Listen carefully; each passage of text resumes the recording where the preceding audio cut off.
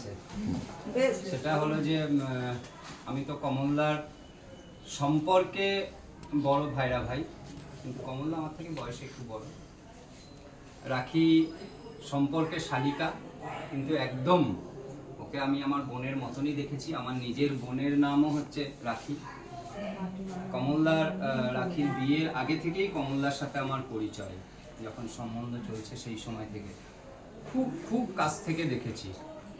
কলকাতার বুকে রক্তের সম্পর্কের আমার সমস্ত নিকটাত্মীয়রা থাকেন, কিন্তু সব থেকে বেশি এসেছি বোধহয় আমি ইছাপুরে।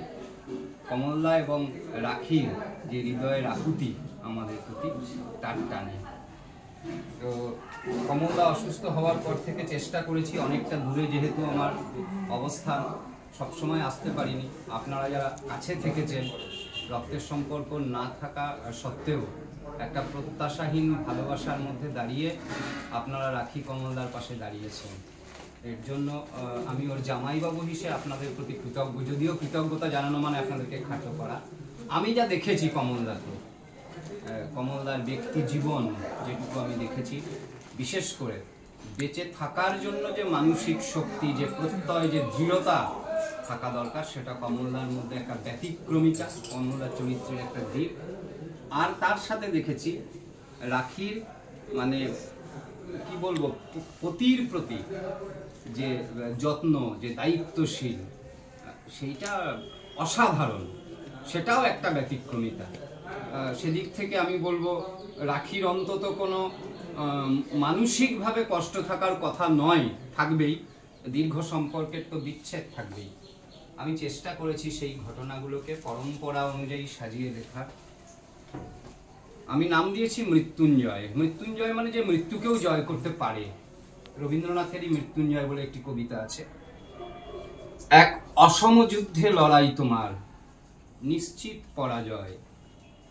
পুরুর কাহিনী জেনেছিলে তুমি, যুদ্ধে সে নির্ভয়। যুদ্ধ হয়তো রাজায় রাজায়, যুদ্ধ খেলার মাঠে, রাজনীতিতেও যুদ্ধ এখন, যুদ্ধ জীবন পাঠে। তোমার যুদ্ধ জীবন যুদ্ধ, মরণ বাঁচন লড়াই। মৃত্যু দূতের চোখ রাঙানি, কেনই বা তাকে ডরাই। তোমার শত্রু মারণ ব্যাধি, ফুসফুসে বাসা বাঁধে। নিভৃতে দাঁড়িয়ে অর্ধাঙ্গিনী, হতাশ নয়নে কাঁদে। বাঁচতেই হবে আরো বহুদিন, হয়নি যে কাজ সারা। কর্মমুখর জীবন তোমার, জীবন পাগল পাড়া। প্রত্যয়ী মন, মানসিক জোর, অদম্য প্রাণ শক্তি, প্রতিনিয়ত বিনিদ্র রাত, অবিচল থাকে পত্নী। কেটে গেল কালো, দূর হলো ভয়, স্বস্তির হাসি মুখে। উঠবে সূর্য, ফুটবে আলো, পরিবার থাকে সুখে। বিনা মেঘে যেন বজ্রপাত, মিশমিশে এক কালো। দুর্ঘটনায় হাত পা জখম, নিষ্প্রভ হলো আলো। ঘিরে ধরে ভয়, মনে সংশয়, কিভাবে দাঁড়াবে পায়ে। কাটা ছেঁড়া হলো সারাটা দেহ, ভীষণ আঁচড় গায়ে। তাতে কি আর জীবনী শক্তি একটুও কমে যায়? একটু সুস্থ নরবরে দেহ, আটকে রাখা যে দায়। ভ্রমণ প্রিয়াসী, স্ত্রীর মুখে হাসি, সন্তানন্ত প্রাণ। সুস্থ হলেই লক্ষ্য যে তার, সুদূরের পথে টান। যন্ত্রণা ছিল শরীর জুড়ে, প্রাণ খোলা মনে হাসে। প্রশংসা সুর সকলের মুখে, কমলকে ভালোবাসে। রোগগুলো যেন পিছু ছাড়ে না, দুর্বল করে মন। কিডনি দুটোই অকেজ হয়েছে, চিন্তায় প্রিয়জন। ডায়ালিসিসে ক্লান্ত কমল, চোখের কোণে কালি। যন্ত্রণা মোরা শরীরটা যেন চাঁদের একটা ফালি। সাবিত্রীরূপী পত্নী যে তার, ছাড়ে না কিছুতে হাল। বাঁচাতেই হবে সত্যবানকে, শক্ত হাতেই হাল। 3 দশকের জীবন সঙ্গী, নির্ভরতার স্থল। পাশে থাকলেই ওষুধ তো নয়, ওটাই বিরাট বল।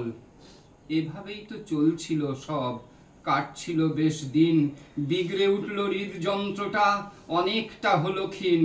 হলো বাইপাস, সুস্থ হবেই, মনে অদম্য জোর।